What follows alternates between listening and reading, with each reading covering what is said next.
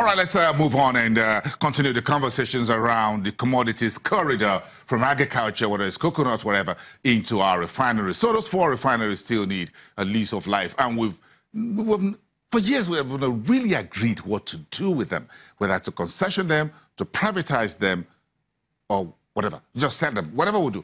Dismantle them, build, co-locate others, turn them around, do whatever with it. It's one recurring problem that the Federal Republic of Nigeria has been having on its books for decades, and we're not even till today, the 28th of March 2018, have a solution that is commonly agreed. So the NNPC, the latest, was that the State Oil Corporation wants some form of funding to revamp these refineries and get them back to life. So the conversation continues. Let's get Jubril Karim, who is an energy research analyst from EcoBank Nigeria, to join us via Skype and continue to chew these refineries a little bit and see perhaps we'll find a solution someday, somehow. Jubril, good morning. It's good to have you on the program. Good morning. Thank you for having me. Jubril, as old as I am, and you are, I'm not sure, we've heard this refinery story since the days we were born. Well, it has definitely been going on forever. I don't think any of those refineries have operated at a reasonable capacity utilization for decades now. So definitely, I believe the issue with the refineries is as old as myself. Yes, I'm not asking for your birth certificate, but at least I know how old I am, so I'm not going to ask you on live television how old you are. But I can just count my teeth with my tongue. But the issue is this. As long as this conversation remains, do you think we are close to any solution? Well, given the current, the current way we are going by it, I don't see any solution in sight. Because the federal government, the NNPC, still want to keep control of the refineries, and they want some form of funding from the private sector to finance turnaround of the refineries. Given that kind of model where the NNPC still have control of the refinery, I don't really think they are going to get any private funding. All the funding will still have to come from the government. If it wants funding from the private sector, I think the ideal solution would be a form of PPP where the government doesn't have control over the refinery, which means they basically have to sell a controlling stake. Jubril, hold on a second there, and I'm going to punch what you're saying a little bit. Why do you think that the Nigerian government, every administration, wants to have the 4 refineries in the inside pocket here and locked up?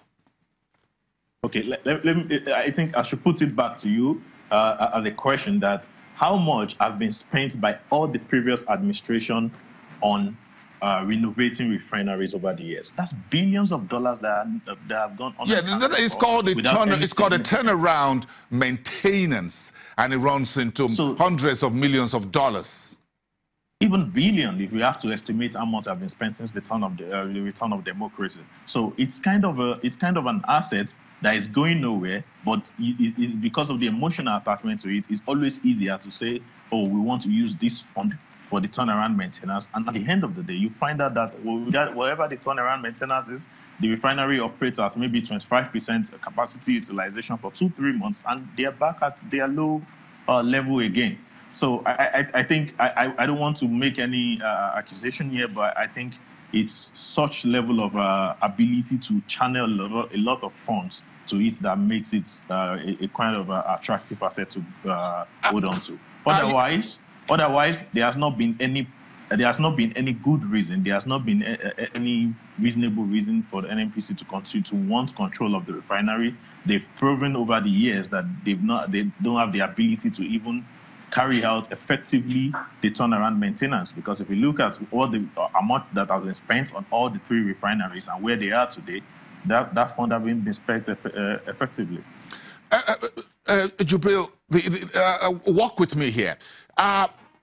We all know what we are trying to do, but it looks like almost every day the NNPC comes up with one story or the other as it were. You know, we call it story in Nigeria when we want to refer to, well, it's giving me a story. Not news story, really. I'm not talking about newsroom. But give me a story about what you're planning to do, which is like a cover page story of what we're trying to do. Do we have any idea, really?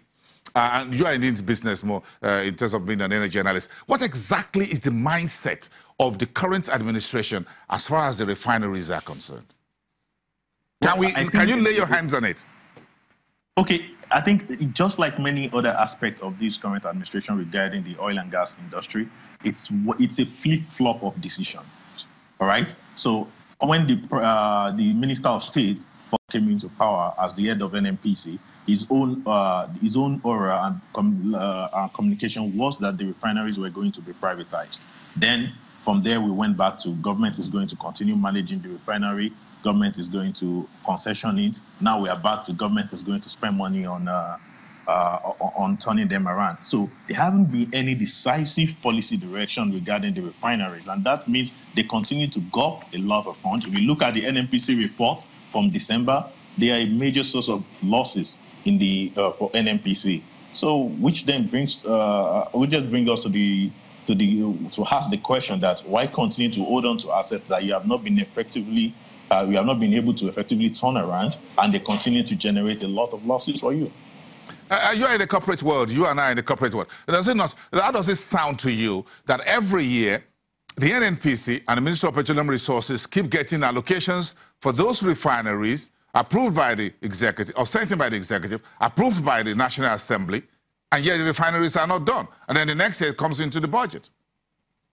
Well, it then brings also something that happened in the corporate world that doesn't exist in the government section in Nigeria, which is the appraisal process. If you allocate funds for refinery maintenance and turnaround maintenance, and next year you have another allocation, you have another